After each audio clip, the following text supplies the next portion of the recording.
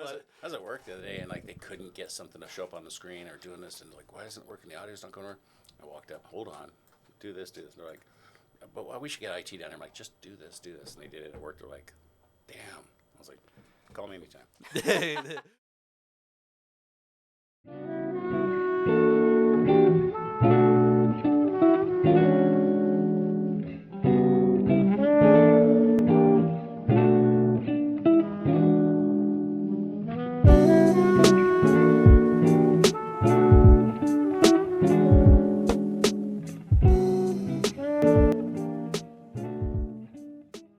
Awesome. Well, cheers.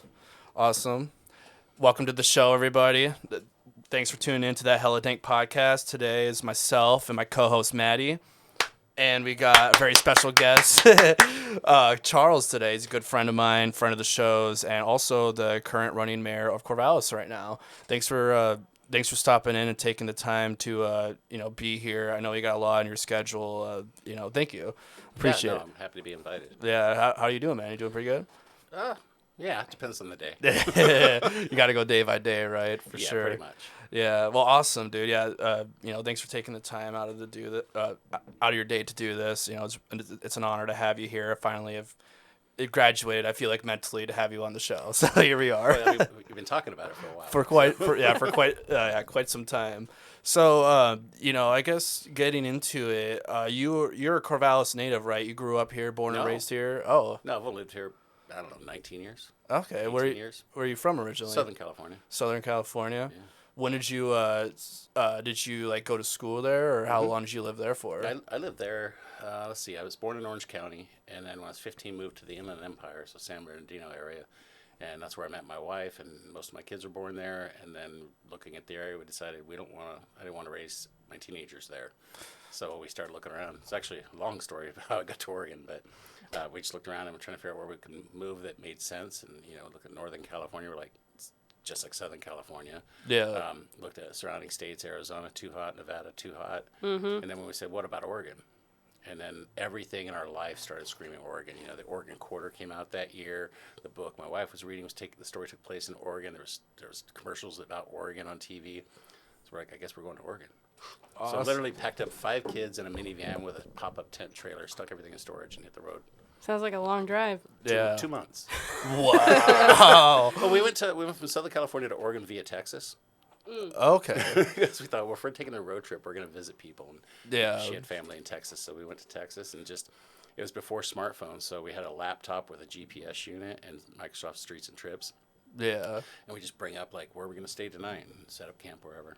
That must have been kind of fun. Pretty wild. Yeah, that's with cool. a newborn baby, a 1-year-old baby. So what were you doing for work prior to, like, in California? What were you doing, like, as your occupation? It varied. Okay. Yeah, I did accounting for a bit for a paving company. I was assistant manager to a self-storage place. Just depends, whatever I could find. Pretty much raised my kids and spent most of my adult life in poverty. I did construction for a while. Okay. Yeah.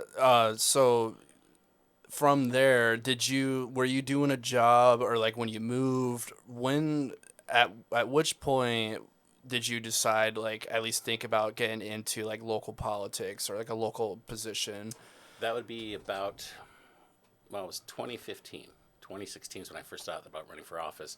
I was not politically engaged growing up. My mom was not born in this country, was not a citizen, so we didn't talk about elections. We didn't talk politics in my home. And so met my wife, started being, more active, normal person, voted, things like that. Moved to Oregon, and I really wanted to be part of the community, and I didn't know how to do that. So I had a bunch of jobs that I thought were part of the community. Worked for Goodwill, thinking it's community-based, right? Mm-hmm. It's not. It's a greedy corporation. Same thing. I got a job with a local newspaper. Again, community-based, greedy corporation. And it's everywhere. It's really bad. Oh, do you mind just pull this up a little bit closer? Just sure. Sorry. Not a problem. Yeah, perfect. And and then the Bernie, and my wife had us volunteer for the Obama campaign to phone bank, and it was the worst experience of my life. That might be an exaggeration, but it was bad. Phone bank. What is that? It's where you're just calling voters to ask them, does Obama count on your vote, kind of thing. And they were using these cell phones that had bad connections and paper scripts and paper lists. And people were yelling at you, I was called 3 times today, because they duplicated the list by accident. It was like just a bad experience. Wow. Yeah, and then so I was like, I'm done with politics. Don't ever ask me to do anything political ever again. Which is funny when you think about what I do now. Yeah. Well, then in 2015, the Bernie Sanders campaign started up, and my wife jumped right in, was really excited about Bernie. I didn't really know anything about him. And she organized a debate watch, like one of the first debates, I think, for Bernie. And I was like, I want nothing to do with this. I told you I'm staying out of politics because that was miserable. Yeah. And she was like, well, will you be there to support me? Of course. Yeah. I'm going to support my wife. And I went and I heard Bernie speak, and he was saying things that I've never heard a politician in my life say. That was 2016, right? 2015. 2015. So it was early on. Oh, yeah. Yes. And I was just like, who is this guy? And, I started comparing what he was talking about and looking at my life again. Raising children in poverty. I was poor as hell. Like, there was times I debated, do I buy groceries or do I pay this bill? I mean, I was poor. Yeah. We lived in a mobile home park, it was bad. And so, then my wife started working for affordable housing, and so I got involved. I said, well, okay, yeah, I'll help. And we started organizing. We got involved with Corvallis for Bernie, which was kind of meshed what we were doing with what they were doing, and ended up opening a campaign office because Corvallis was too small for official campaign office. So we started our own, and it was all volunteer-led, donation-led, and the work we did there had got Bernie the highest voter turnout in the state of Oregon. That's crazy. Wow. Just from the work we did there, just knocking on doors. And that's how I learned how to campaign, was how did Bernie tell us? We go knock doors, talk to people, have real conversations. Then in 2016, they elect delegates to vote for the candidates. And we helped get a friend of ours elected as a delegate for Bernie Sanders to go to Philadelphia and cast the vote for Bernie, because there's all these delegates. Each state gets so many delegates. And he took me as his +1, which I didn't know was a thing. So while he was doing all the work as a delegate, I was in the streets of Philadelphia protesting. It was just wild. It was like this, just whirlwind of stuff going on for almost a year. Yeah. And then when it was over, I'm getting on the plane to come back, and I'm like, it just felt empty. Like, what now? Yeah. Yeah, that's got to be a wild experience. That was like your first time in a situation like a protest or something like that, or pretty much like something of that massive, magnitude. Yeah. But even then, just realizing like, well, the campaign's over. All this work we've been doing for almost a year at that point. So it's just, that's it. And then a friend of mine who was a coworker of mine, George Grosh, actually, I'll name drop him. He was a former city councilor. He thought I lived in Ward 3, which is this ward where you live here. And he's like, hey, Ward 3's open. See, you should run for city council. And I never thought about running for a political position ever before, besides maybe, as a precinct committee person, minor stuff. So before we get there, how old were you when this started? Like it sounds like you had a lot previous to this. Like how old were you when you first ran for office? Not office, but like when you got involved with any count whichever it was. I guess it was 10 years ago, right? 2015 Oh, was 10 years ago. Okay. So, I was 42. Okay. So I was already an adult, way older than you. yes, indeed. Yeah, I'm a late bloomer. Yeah. Okay. I just wanted to just kind of, yeah. Okay. All right. Continue. Sorry. Oh, so anyways, I was like, yeah, I'll run for city council. That's because Bernie says get involved. That's getting involved. I'll do it.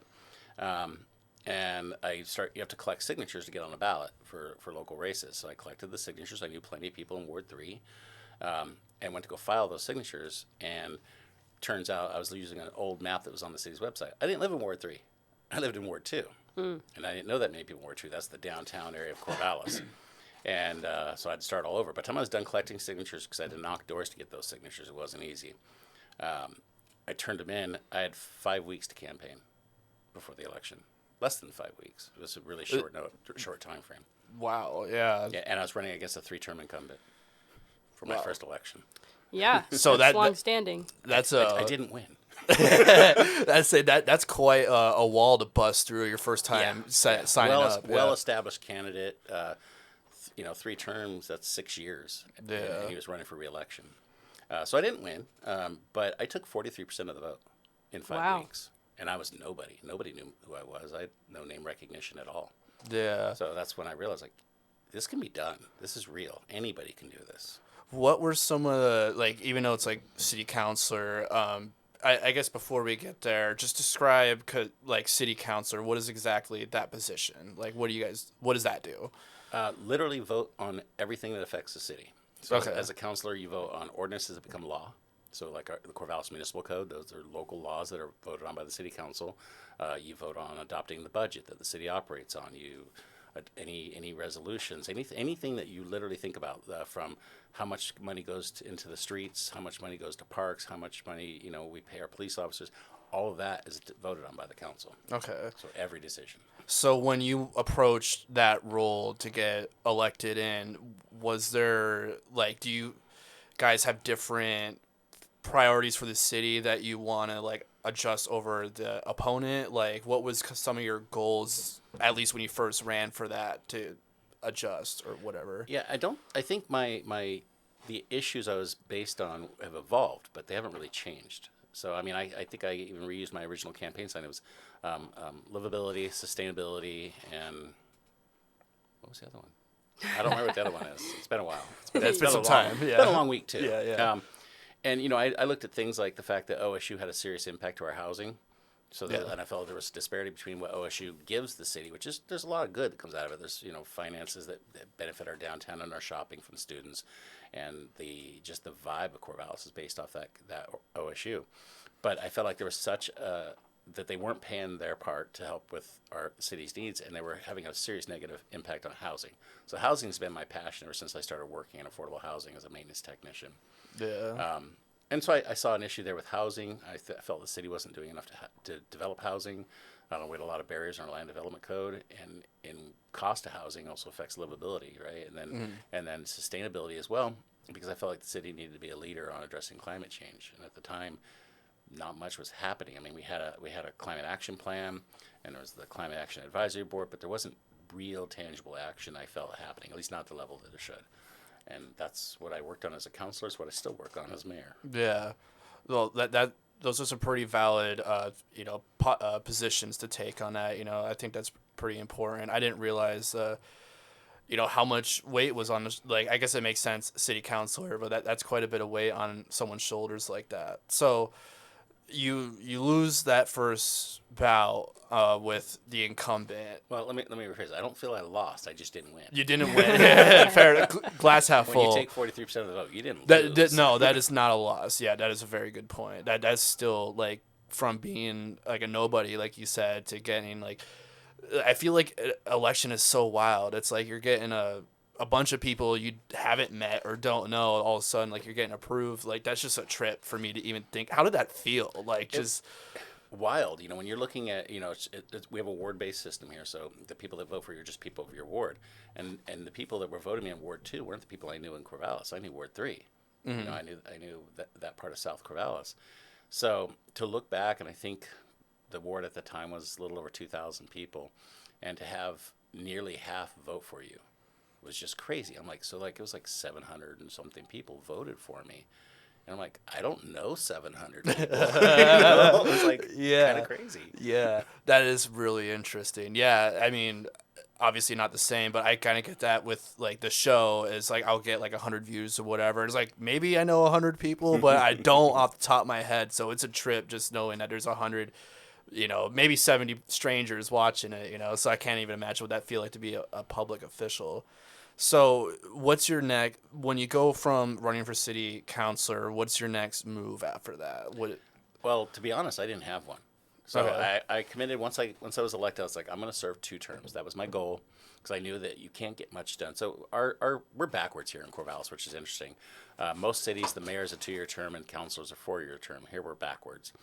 So, like, to try to get anything done in 2 years in government, it doesn't happen, or at least not normally. It seems like there's little time for that. Right. Yeah. It takes the first year just to understand what the heck you're doing, just to get a grasp of how. I was gonna work. get. Yeah, that's wild. Yeah. So I was like, I'm going to serve 2 terms. That's 4 years, assuming I got reelected, of course. Mm-hmm. And I was done. I served my 4 years, and I actually accomplished a surprising amount in 4 years.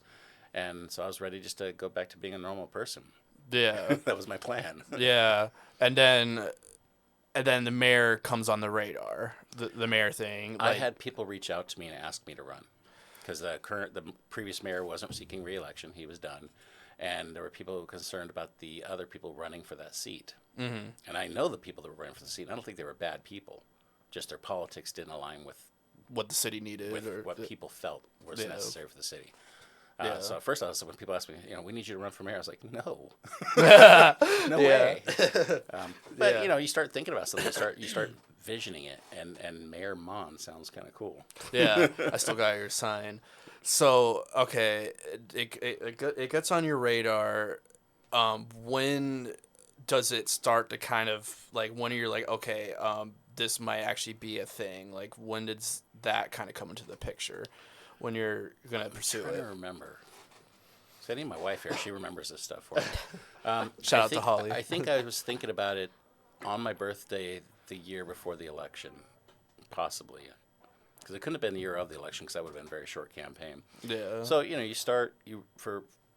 for nonpartisan races, there's no primary. It's just the general election in November, and I think it was possibly August or so when I was like, yeah, I'm doing this. Wow. There's a lot of work that happens before you even file. You got to start thinking like, okay, who's going to be your campaign manager? Who's going to help organize volunteers? You need somebody to be your treasurer, because if you raise over $750 in a state, you have to file with the Oregon Secretary of State every dollar spent and every dollar raised, and it's really strict tracking. So there was a lot to work out. I was like, well, do I have the support? Who supports me? And you really start questioning. It's awkward because you start wondering like, do people like me enough? Am I really going to have people show up and knock doors for me? Because you can't do it yourself. Yeah. So, kind of backtracking a little bit, this might seem like, this is just for anyone listening, but what exactly does the mayor do? Like, what is I can read what's on the city's website if you want. Essentially, I represent the city in all doings, big and small, gatherings big and small. It doesn't matter wherever I am the mayor of the city of Corvallis. I've been in Portland, and I've had conversations where I'm the mayor of Corvallis, and it's kind of overwhelming. So, I've been in grocery stores where I get stopped and asked questions about city stuff. Yeah, because Corvallis, if correct me if I'm wrong, but I've read something that it's like the number 4 city in Oregon, or something like number 4 or something about the city size and the mayor. 10th largest city in the state. Okay, that might be based what it on population and geography. Yeah, and I can't remember exactly what it was, but there was something I was reading that makes Corvallis particularly difficult to deal with as being mayor. Is there anything? Does that ring a bell, or is that just something I heard? There's a lot of things actually. One, we have a surprisingly large number of councilors. We have 9 city councilors. Okay. So when you're running a meeting, you're trying to keep your head on a swivel and track 9 different people. What motions on the table? What are they talking about? Who wants to speak next? So just from a facilitation perspective, that's challenging. And then if I'm meeting with them, that's 9 different meetings, a month, trying to meet with all my council, trying to address their different needs and what maybe they ran on. Everybody has something they care about. Mm-hmm. And even if the challenging part for me is separating my political, ideology, if you will, and being a good mayor, because they don't always align, right? As a mayor, I got to think of the city as a whole, everybody in the city, and their different political views, and especially my councilors. Yeah. And I have to remind myself sometimes, because I get frustrated. I'm human. I remind myself that everybody who's on council is there because they care about the city. Yeah. I might not agree with them what's best for the city, but they're there because they believe what they want to do is the right thing. Yeah, everyone plays a role in the community. So going back then, you're figuring out who follows you, who's going to operate your campaign. Once the election is in swing, you're on the ballot. What is that like? Weird. Yeah. It's exciting actually. I prefer campaigning over serving. But obviously, if you campaign well, you end up serving. Campaigning does seem fun. Campaigning's great, and the best part about campaigning, especially when you have an opponent, and that's why I was encouraged to have an opponent, even though the easy road is to not have an opponent, because then you don't have to do as much. You're the only choice. Mm-hmm. But it's not good for the election. It doesn't get people excited about politics when they just you got to choose this one. It's the only one there. It's better to have an opponent, because then you get attention from different organizations like the League of Women Voters and the Advocate and the local newspaper, because they look for that clash, right? Mm-hmm. So once you have that, you have all this media attention. you can talk about whatever you want, and people want to hear it. Yeah. So it could be something that's not even related to the position you're running for, but you have an opportunity to talk about income inequality or housing or whatever, and people are going to hear it. And I think there's something powerful there that I think candidates don't think about. They're thinking about just, I'm trying to run this race to win. Sometimes you can run a race without wanting to win because it's a useful tool to get your message out. Look at Mike Beilstein. He's the Green Party candidate. He runs for all sorts of large positions. He ran for the Oregon House just recently. He knew he wasn't going to win. He wasn't wanting to win, from what I understand. But he wants to get his message out because it's important to him, and that's a great way to do it. Yeah. And in the end, he knows that somebody good's going to win because it's how we are.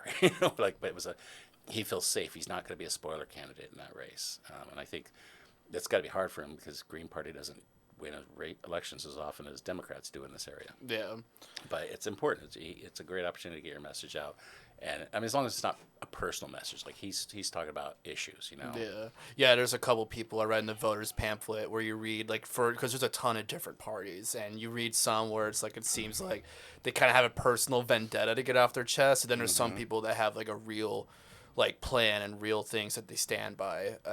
In the Pacific Green, that's what it's called, right? Yeah, the Pacific Green Party. They got some pretty, I like a lot of the stuff that they support. Yeah. But I can't remember exactly whose was what, but I do remember seeing the vendetta side of it, for certain people. So, you eventually you win. Spoiler alert. I won. Yeah, you win, and so once that happens, what is some of the first, for one, what is that like that you won, and then what are some of the first initial steps that happens after the fact? Well, the interesting thing about my particular election for mayor was it was the first mayoral race to be voted on by ranked choice voting. Oh yes, yeah. So I was 766 votes in the lead, and then they did the ranked choice voting process. Yeah. Which, for those listening, it's simply kind of a process of elimination. The lowest vote getter is eliminated, and then everybody who voted for that person, it goes to their second choice, and the votes get redistributed. And I went from 766 votes in the lead to winning by 34 votes. Wow. Wow. So people think voting's not important. Like, my vote doesn't count. Oh, trust me, your vote counts. Yeah, local, especially local. Absolutely. It matter. Local politics matters, and I learned that from you actually. Just how much I had no idea growing up. Like, I never thought about what happened in local office or anything like that. But just hearing a little bit that you've described to me, and plus some of our friends are somewhat involved. It matters. There's a lot that goes into it, and to make the city operate, you got to have those people there. Well, not just city level. I mean, school board races are critically important for the community. That's who's going to raise our kids, and it's what tools are given to the teachers to raise the kids, and it's also school board decides on teacher salaries, and so that affects people's livelihood. It affects the children that are going to be educated, and those children are going to grow up to be the next generation that runs our city, possibly, or works in our stores, or starts new businesses. So education is really important, and all races are important. School board, fire district, it doesn't matter. Watershed councils, those local races are very important because they really kind of shape how our community is formed. Yeah. And then city council is very important, and then it goes up from there. But every race is important. I know people only vote for presidents. It's like there are so much more important things happening besides national politics. No, exactly. Big or small, no matter how big your town may be, or it trickles up. Yeah, absolutely. It trickles up tremendously. So when you're I guess kind of when you said that some of the stuff you ran for as mayor, some of the policies you wanted to push were also some of the things you pushed for city council. Was there anything different that you added or adjusted when you got to that point? Not really. No. A few things, I mean, when it comes to what your campaign promises, those change because the role of mayor is significantly different. As mayor, I don't have a vote, at all. I've actually finally recently, this last Monday, had my first 2 votes. It wasn't Monday, it was the council meeting before that, because a couple councils were out. So I only vote in the case of a tie. And we have 9 councilors. Okay. So guess how often we have a tie? Yeah. Not very often. Yeah. So the things I added was addressing our city charter. So our city charter is essentially our constitution for the city. It describes how our city government operates and the rules around that. And it's outdated. It's severely outdated. So I'm actually getting ready to form a task force to start a charter review process. And it's going to take What parts of it are outdated? well, there's if you follow any other media, there's been a big conversation around a counselor possibly violating the city charter, Section 23F, which was originally written, I think, back in the 40s, and it was around to stop cronyism. So you're not saying, oh, you got to hire my cousin or I'm firing you, kind of thing with the city manager. City manager is the people who decides who works for the city, not the council. Yeah, I believe I remember reading something online about this. Yeah. So recently, I already knew that language is outdated. I didn't like the language because it says if you violate this section of the charter, you're removed from council. You forfeit your position, and that's pretty harsh. I don't think a language should decide on the. I hate to use the word punishment, but the outcome of an action. I think council is the elected body to make decisions. They should decide what the outcome is of violating a charter or one of our policies. But that's what the language says, and so until it's changed, you follow it. That's why I swore an oath to uphold the charter. But that language is clearly outdated and wasn't clearly written. And recently, the judge actually said that section of the charter, because of the way it's written, violates free speech. Wow. So it definitely needs to be updated. It needs to be changed. But that's not something you can just do as a council. The citizens vote on the charter. Yeah. Just like they vote on the Constitution. That was my next question, was Yeah. if that was something to get vote. When was the last time it was revised? Or There's been several small revisions over time, cleaning up language, like gender identity language has been updated. We did a fairly large update on one section around what to do when there's a council vacancy. We created a process to appoint someone to fill that vacancy until the next election. But there hasn't been a full charter review from cover to cover in a long time. I don't even know when the last one was. I know former city councilor Penny York tried to address certain sections of the charter around council terms specifically. I actually was before I was an elected position. She invited me to be on that little work group that she had. But even if you say, oh, we identified these sections of the charter need to be updated, we want to change this, it's not that easy. Then you have to form a PAC and get the language written down and get it on the ballot, and that costs money. do you have to petition for that, or is that you can just pay to have it on the you can pay to have things put on the ballot. But really? Yeah. Interesting. Wow. But only certain things, like that's coming from a government to do something, you can do that. For a citizen, generally, you have to collect enough signatures, I think. Is or pay there a lot of money? I'd imagine there's potentially pushback on. Have you seen that? At least for this particular issue, like. Yeah, I mean, there's things in our charter that were clearly written. Not to badmouth people that lived in the city in previous years, but Corvallis is historically known to be anti-growth. And that's why we have 2-year council terms, because if you don't like something your councilor's doing, trying to build, add more buildings, you replace them in 2 years. No big deal. We have a very complicated land development code. Or it used to be complicated. We've actually done a lot of work there. And our charter's even set up to where, like, to do annexations required voter approval. To create an urban renewal district required voter approval. These are all things that help a city grow and thrive. And we're restricted. Our hands are tied. We have to go to the voters for everything. And I believe voters should have say, but they already have say by electing the people they want to represent them. To have all these other things, it stagnates development. And that's why we're in a situation where right now where housing prices are through the roof. Corvallis is the #1 most severely rent-burdened community in the state. That's crazy. Yeah, that's wild. Yeah, like maybe jumping ahead or whatever, but like that was a question I was going to ask you eventually when we got to the depth of your policies. But while we're on it, that is one thing I've heard like from a couple people, that as a small business, it can be sometimes quite challenging to operate in Corvallis for various different reasons. I've heard it all, like zoning issues, where you can do things you can't. I don't really know. But so it's complicated. That's been inherently an issue since even before your time. Yeah, they started in 2017 cleaning up our land development code, specifically just around housing and business development. Excuse me. And there's been some serious changes to that.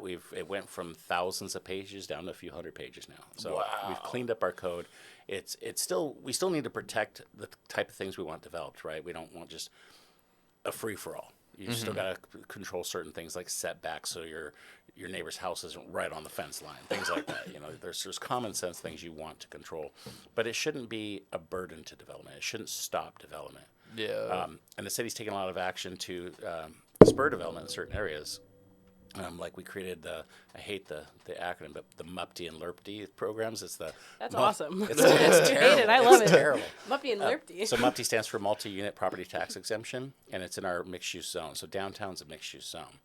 And we actually just recently, the council passed their first application for the MUPTI. And what that does is it allows a developer who's building housing in our mixed-use zones, we're really focused on housing development to address those needs, to get a 10-year tax break. They don't have to pay taxes on that property for 10 years. And some people were really skeptical about that, but the application we just passed was amazing because it's OB companies out of Eugene. They did that Fifth Street Market area in Eugene.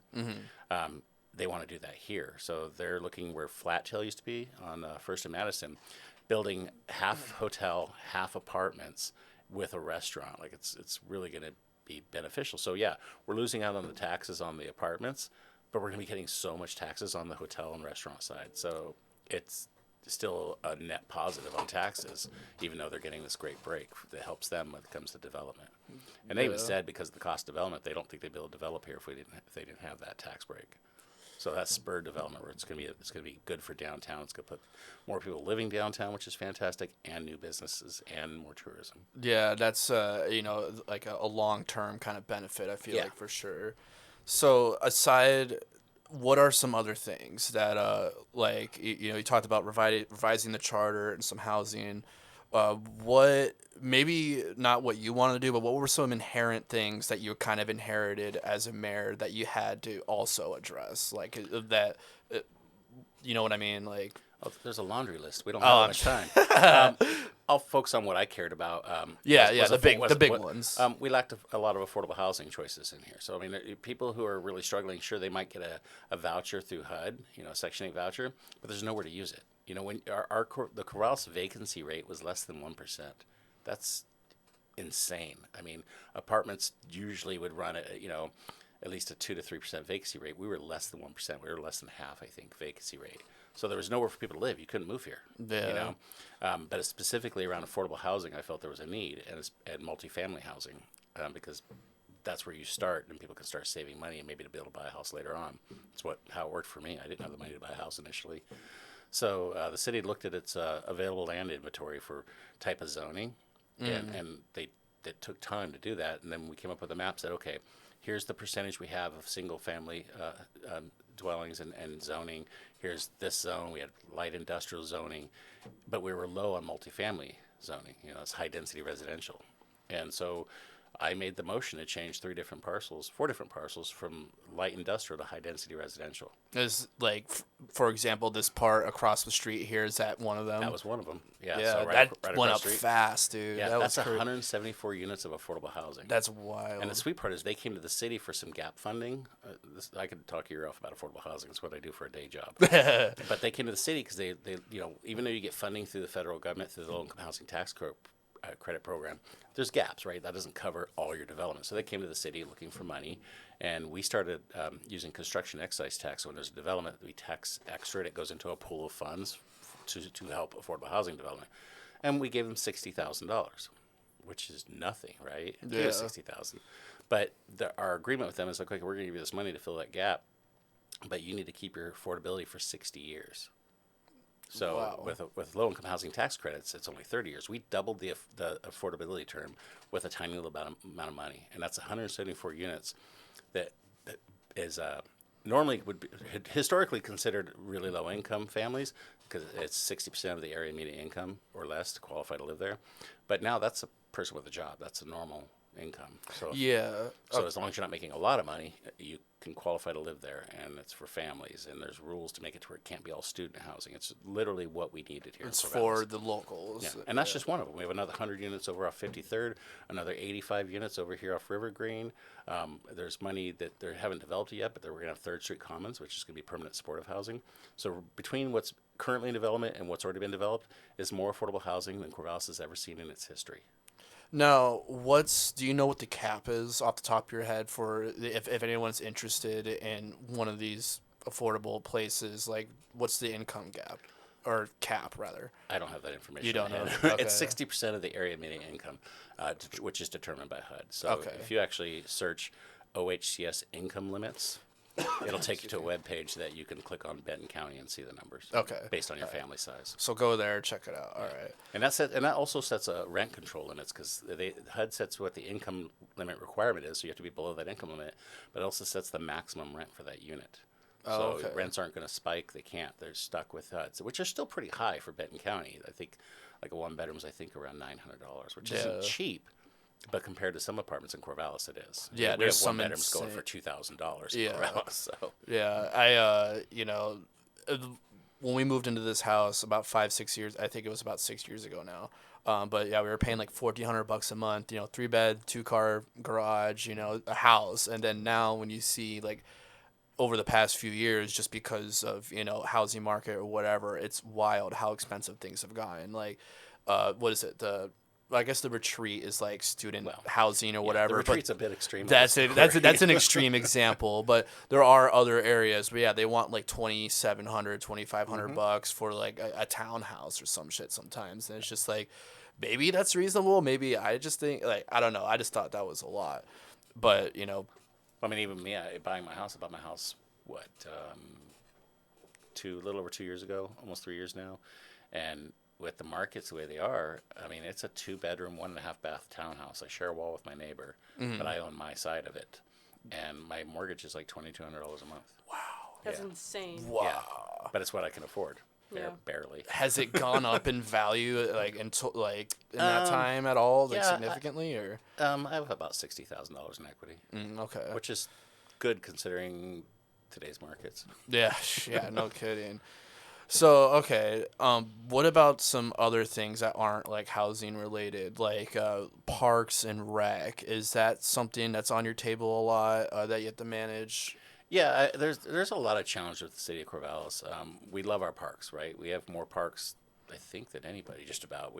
There are certain laws that were put in place. That's the development code that says you should be able to reach a park within a half-mile distance from your home, no matter where you live in Corvallis. Really? That's a lot of parks. That is a lot of parks. And although there's funding, when you do development, there's SDC charges or system development charges that you pay for your development. They go towards building these new parks. So that's great. That covers it. But it doesn't cover maintenance of those parks. So we have thousands of acres worth of parks in Corvallis, and it costs money to maintain those. You picture what it takes to maintain a yard, right? So Yeah. it's just cleanup of the grass and cutting of the grass and cleanup of any graffiti, because that happens, and maintaining any playground equipment and emptying the trash. There's significant costs, and that's why, what was it, 5 years ago, whatever, the voters approved a bond measure that went to fund Parks and Rec. Because if not, we would start having issues like, how do we keep maintaining these parks? Yeah. And there's a law that passed 8 years ago, I think it was, that made it to where we can't just sell off a park. We can't use park land for anything other than a park. So it complicates things. Yeah. And if you think about it, Parks and Rec covers more than just our parks too, right? That's the Majestic Theater, it's the Corvallis Community Center, it's the Osborne Aquatic Center, and yeah, it's not cheap. Yeah. And so there's challenges with really everything comes down to how you can afford to maintain what the city has. Yeah. And since then we've learned, there's been a cap on property taxes. Property taxes can only increase 3% annually, which I know as paying property taxes might seem a lot to a person who's maybe on a fixed income, but the cost to operate a city goes up more than 3% annually.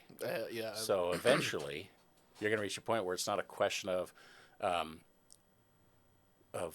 to pay for things. It's going to be a question of what do you get rid of. And in Corvallis, You gotta do some Doge cuts. no. I'm just kidding. Just kidding. But in Corvallis, we love everything that the city is. Right? What are we going to cut? Our buses? Yeah. Our library? The parks? No, we're not. We don't want to cut anything. So the trick is finding creative ways to fund what everybody in this community loves, and that becomes the challenges because not everybody likes our parks. Not everybody uses the library. Not everybody takes the bus. So there's always somebody mad, like, why am I paying for these services? I don't use them.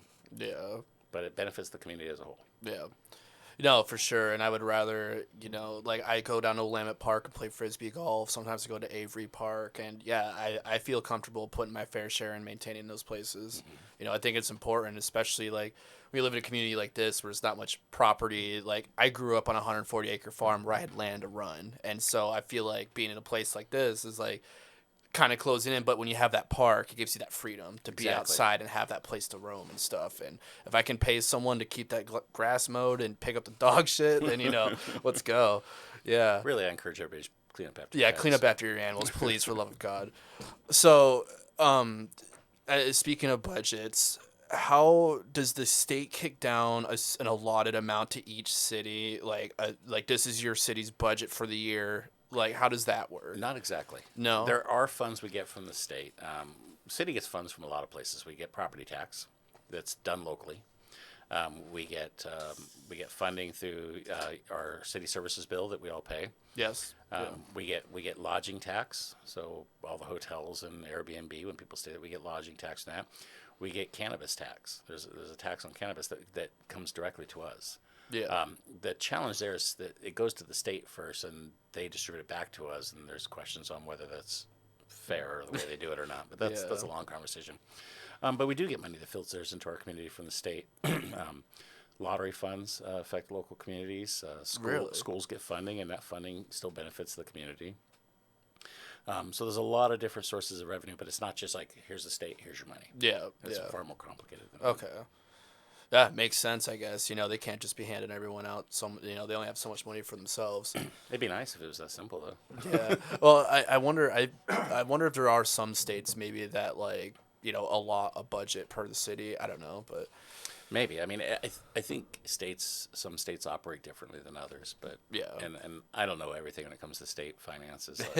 I'm not a state senator or anything. Yeah. So okay, here, let me check my list here. But we're actually we're right on schedule for it.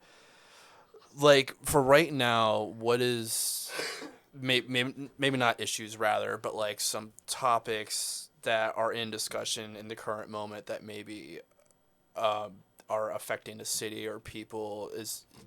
Well, I mean, one of the big ones, we started a facilities investment discussion 4 years ago, and realized that we're really good at funding community partners. We give money to social service programs and other organizations throughout town. We're really good at that. We're not so good at looking at what we need as a city organization. So, you look at certain buildings we have, and they're not functioning at the level they used to. They're old. They're decaying. Because we haven't invested in ourselves.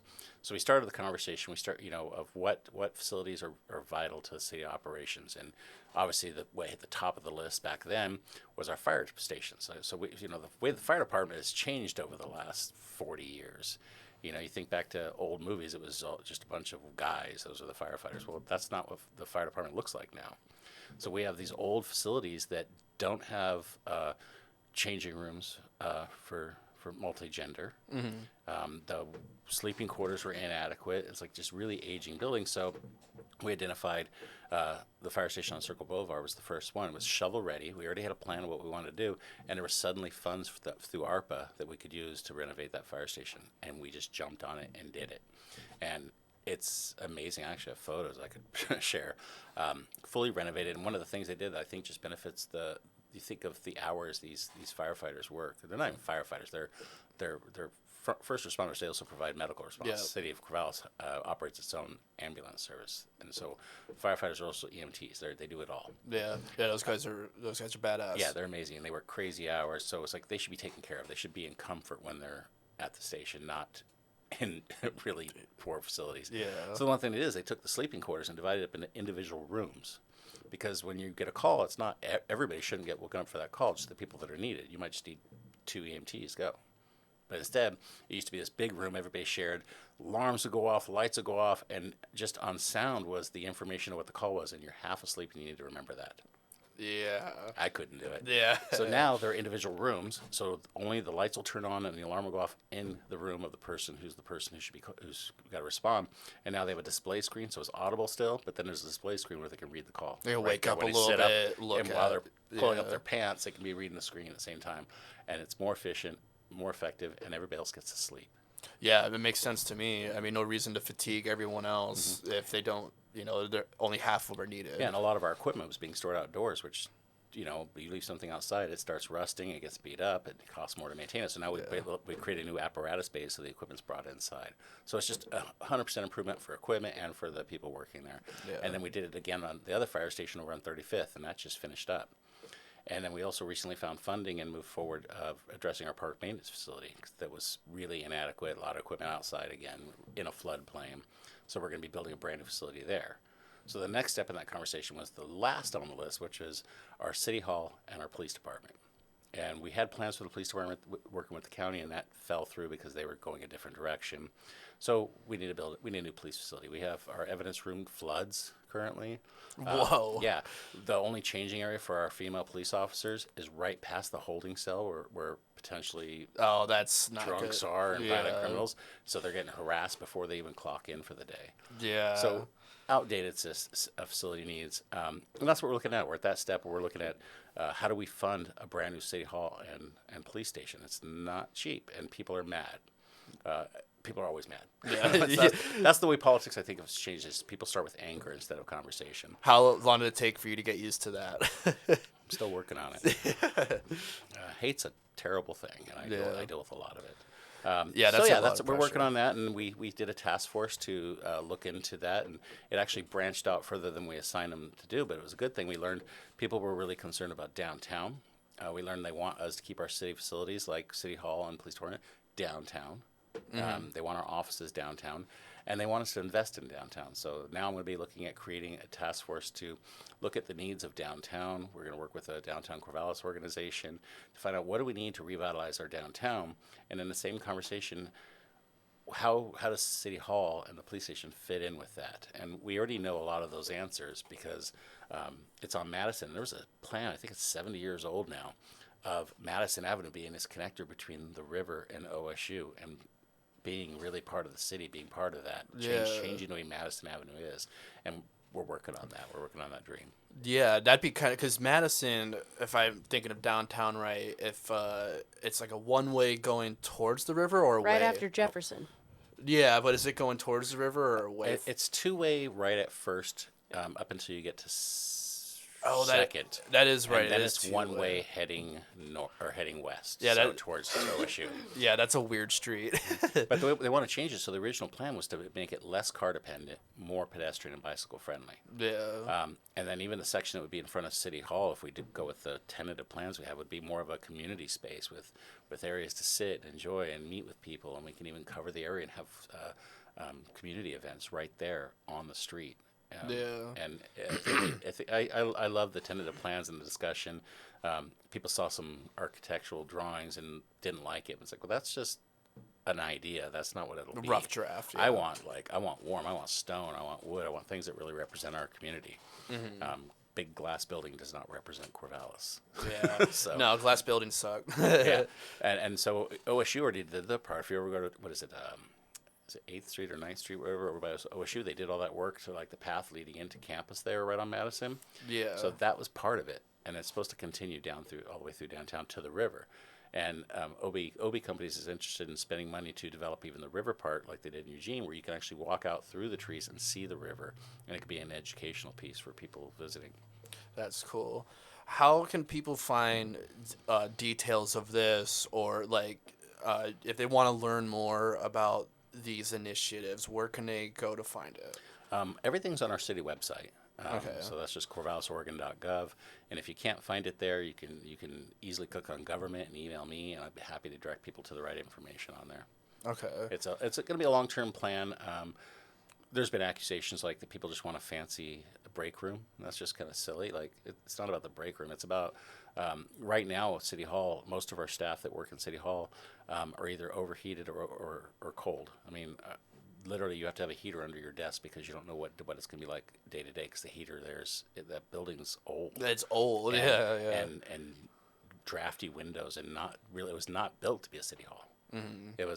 It's been a few things over the centuries. Literally, it's been a college dorm place. It was It was a church for a while. It was not built as an intended purpose as being used now, to the point that our city council chambers aren't even in the building. They're at the Fire Station 1 over on Harrison. They're like, we want upstairs. the new. Yeah. How transparent is that? How accessible is that for people? Yeah. So. Yeah. So, I guess what's next for you then? Like, do you plan on? Would you want to go bigger than this, or are you still kind of figuring that out for yourself right now? It's a little early. I still have 2 years as mayor. Yeah. I guess that's really not that early if I think about it. If I was going to run for a partisan seat, say I was done being mayor, and I don't know if I am, I suppose I would start that this summer, because you have to campaign for the primary that would happen in May, to be in the general election in November, take office in 2027. Yeah. So I guess I need to start thinking about it. But right now, I'm just trying to be a good mayor and trying to make my community a better place. Yeah. Well, I think your intentions are overall good. Like just knowing you as like a friend, but also just what I've researched, I think you have good intentions. How many times can you run for mayor? Like, for as long as I want to do it. so there's no like 2 terms you're done kind of ordeal. There's no term limits on mayor, and perhaps there should be. I believe in term limits. Yeah. But really, it's as long as the voters are happy with me and want to reelect me. Yeah. But I really don't know what I want to do. It's exhausting being mayor, because a lot of people think that that's my job. I have a full-time job on top of that. So I work 40 hours a week, and then I put in between 20 and 40 hours a week being mayor on top of it. Yeah, and if you're comfortable with it, tell people how little the mayor gets paid in comparison to what it should be, if that's okay. Recently, I was accused of only doing it for the money. I get $500 a month. And that's from the city. That's the city of Corvallis. Yeah. That doesn't pay a bill. That doesn't cover my car payment. Yeah. That's not. I don't. Some people are in positions of luxury where they can turn down that money, which I could do if I could afford it. But I actually have to use that to pay normal bills, because, I'm not wealthy. Yeah, it's tough. We already right talked now. about my house. It's a little tiny 2-bedroom townhouse. So I appreciate the stipend. I'm not saying it's not appreciated, but really, if we wanted the community that some people claim they want, the mayor would be a job, and it'd be paid. It'd be a living wage, and it's not. Yeah. So for my time, if I broke that out by hour, I probably get like $1 an hour, 50 cents an hour. I mean, what do I make? Yeah. I spend a lot of time in the evenings, weekends, everything being mayor, because, like I said, I'm always the mayor. No matter where I go, no matter what I'm doing, I'm the mayor, and I'm representing the city of Corvallis, and I try to do a good job representing the city of Corvallis. Yeah. Well, like I said, I think your intentions are well, and I believe in that whole thing. It's like everyone wants to see their community do good. Right. I don't think people are voting to, maybe there's some bad eggs out there, but no one wants a shitty community or to embezzle money, whatever the case may be.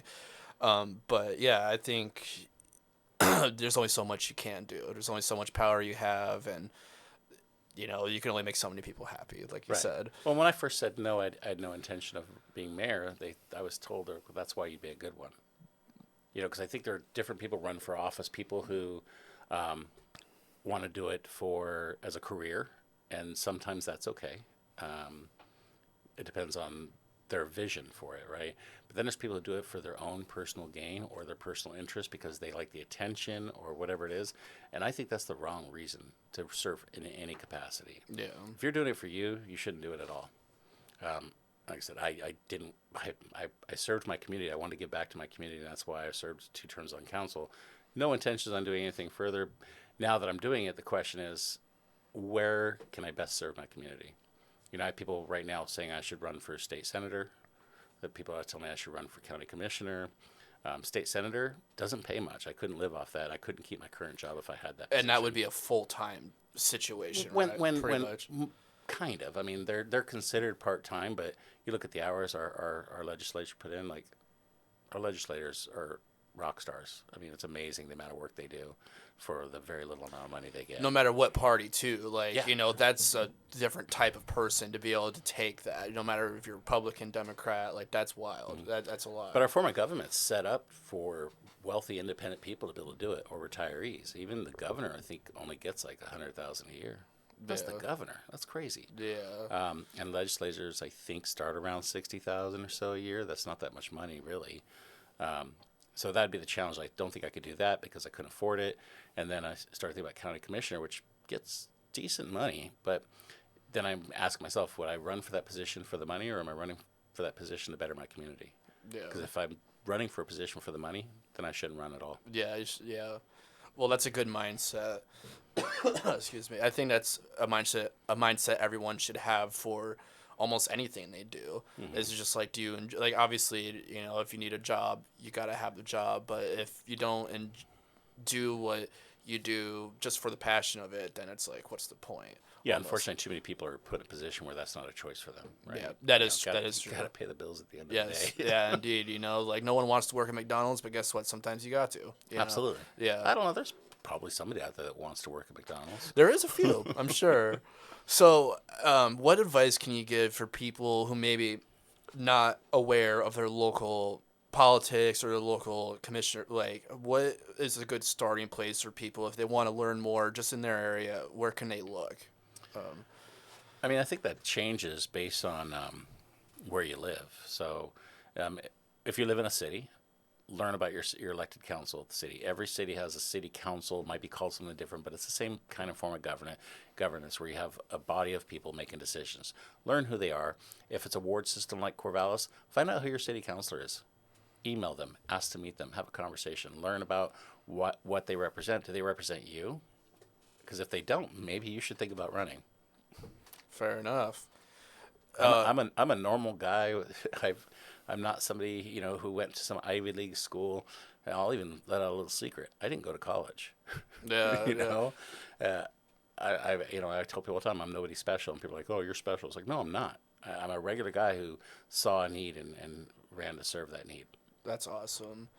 What about then? I guess we kind of said it earlier and how they can get details about that one project, but overall for Corvallis specifically, like everything going on, just like check out corvallis.org. CorvallisOregon.gov. Okay. It's a government site, so it's .gov.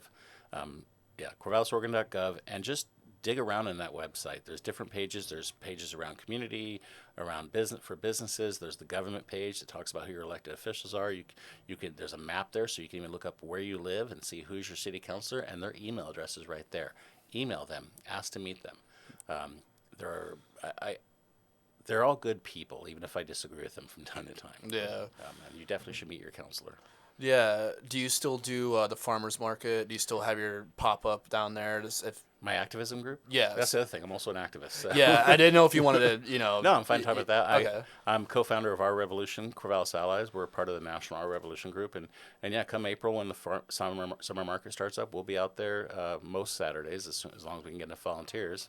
And if you're looking to volunteer, reach out. Where could they reach out at? They can go to our website. It's orca-us.org. Okay. I think that's right. That sounds right. I'll put it into YouTube. You can send me the links. I'll put it in the links. Yeah. And we're always looking for volunteers, and it's a great way to really. I mean, that's before I was elected. That was the best conversations ever. And even now, I go down there, and it's difficult because I'm there to talk about issues like social justice, economic justice, environmental justice, and I get into deep conversations about what's going on with the city. But when I think about it, they're related, right? They're still it's all the same thing. Yeah. It's things affecting people's lives. So okay. So yeah, I'll be down there at least a couple of Saturdays every month. I also just recently held my first town hall. I'll be doing another one of those as mayor later this year, probably late summer, early fall, and that was really good. It was had some interesting questions that thrown my way, and yeah, I like having conversations. I'm happy to meet with anybody. Yeah, well, thank you for coming on here, and I'd love to have you on again soon, like maybe in a year or so. We can kind of catch up on what's happened. But it's awesome to have you here and actually like lay this out for people who may not know. Is there a social media page, an Instagram, or I have a Facebook page and you can just search my name, Charles Maughan, Mayor Corvallis, and I'm sure you'll find it. I've never tried searching for it myself, but I know when I search my name on Google, it pops up, so it's there. Yeah, if you guys are friends with me on Facebook, you can find it through there too. Yeah. Yeah, and I'm not great with social media, never have been, but I try to post important information on there. Also, the city council meetings, if you want to learn about what's happening, really watch the meetings. They're available online. All the previous meetings are available online. You can watch the videos, and you can find those through the city's webpage. And they're broadcasted live on Facebook. So like you don't even need some special link. You just follow the city at Corvallis on Facebook, and you can watch them. Okay. They're exciting. Yeah, I bet. I mean, sometimes I read shit online. I was like, that sounds pretty exciting. Sometimes. Yeah, no, that's awesome. Yeah, well, is there anything you would like to add or anything? I think I've kind of run through my list here. Is there anything you want to plug or? Just learn more about what's happening in your community and get involved somewhere. I just attended a rally just at noon today out in front of the courthouse, and well over 500 people I saw there. that, yeah. And it's exciting, and I'm happy people are standing up for what they believe in. I get frustrated because I feel like, well, this can't be the only thing you do. I mean, maybe if that's all you're capable of, fine. But really, we need people to get involved in the process, learn what's happening. If you have kids or care about your community, learn what the school board's doing. Are they doing what you want? Learn what your counselor's doing. Learn what your commissioners are doing. Follow up, learn. Take the time to read what's the real information. Don't trust what you read on social media or even though I was criticized for criticizing the newspaper recently. But if you read some of the newspaper, great. But do your research afterwards. Make sure it's accurate. Go watch that council meeting that they referenced and see it from your own eyes and your point of view. And reach out, have a conversation with your elected officials, or we're all people. I mean, I've talked with Senator Merkley, who has been kind of an idol of mine besides Bernie, and terrified me to talk to him. But we had a great conversation. He's a normal guy, just like everybody else. Yeah. Elected officials are not kings. We're not gods. We're just normal, everyday people serving our community. Trying to do the right thing. Absolutely. Yeah, yeah. And I think whichever party or whatever identity you stand with, most people I think want to see the right thing for the most part. So, yeah. And city council is interesting because they're not part of a party. I mean, I am personally, but my role is nonpartisan, so I represent everybody. Yeah, and that's pretty valuable for that. Is there anything you want to add or any questions you had? All right. Well, send me those links and then some of the pictures of the fire department too. I'll edit those in here. It'd be kind of cool for people to see the progress on that. But yeah, I think I ran through my list. I think we're pretty much wrapped out here. We're about an hour in. So thank you. Seriously, thank you for taking the time. And, this is fun. I feel like we kind of got into what it is to be you, in your little bit. in at least what you do, But yeah, this was really cool. Yeah, happy to be on anytime. Yeah, thanks, man. Thank you so much. And yeah, this will come out next Monday. It'll be Monday for you guys, but next week. But yeah, so if that's it, then I guess we'll tune out of here. This is that Hella Dank podcast, guys. Thanks for tuning in. Remember to vote in your local elections. It matters. All right, Get that shit done. All right, peace.